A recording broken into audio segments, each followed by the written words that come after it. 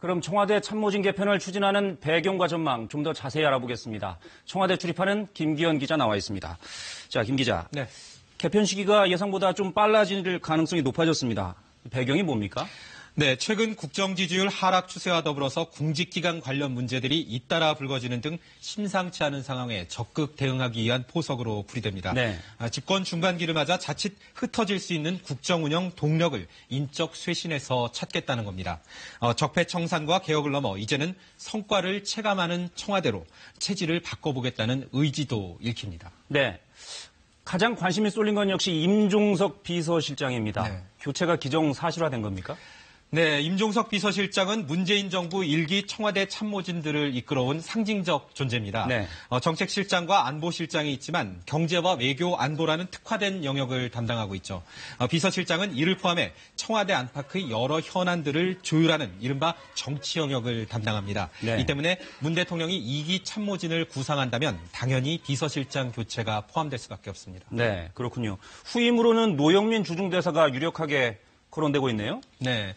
노영민 대사는 한마디로 문 대통령의 최측근입니다. 지난 대선 때 선대위 조직본부장을 역임했고 2012년 대선 때는 문재인 후보 비서실장을 맡았었습니다. 네. 삼선 국회의원 출신으로 조직 장악력이 뛰어난 만큼 실제 기용될 경우 문 대통령 친정 체제가 더욱 강화될 것이라는 관측입니다. 이처럼 뚜렷한 지향이 오히려 부담이 될 수 있다는 점에서 조윤재 주미대사나 정동채 전 장관 등이 복수의 후보들로 검증되고 있는 것으로 알려졌습니다. 네. 그렇게 이름까지 구체적으로 거론되고 있는 걸 보면 청와대 내부에서 검토 작업은 이미 마무리 단계에 돌입했다 이렇게 봐도 되겠군요. 네. 다른 변수는 없습니까? 그렇게 볼 수도 있지만 물론 검증 결과가 발표 시기 등을 둘러싼 변수가 될 수 있습니다. 네네. 2기 출범의 의미를 제대로 담으려면 동시에 결과를 발표해야 하는 것 아닙니까? 대상자가 많다 보니까 시간이 걸릴 수밖에 없는 문제입니다. 네. 여기에 대통령도 아직까지 특정 인사에 대한 의중을 구체적으로 나타내지는 않고 있다는 게 청와대 관계자들의 전언입니다. 네. 여론의 흐름을 면밀히 살펴보는 행보가 아니냐 이런 풀이가 가능한 대목입니다. 네.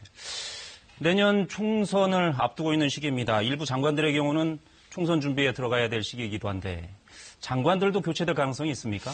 참모진 개편과 함께 개각이 이루어질 가능성은 그다지 높아 보이지 않습니다. 네. 청문회를 통과하려면 가장 높은 수위의 검증이 필요한데요.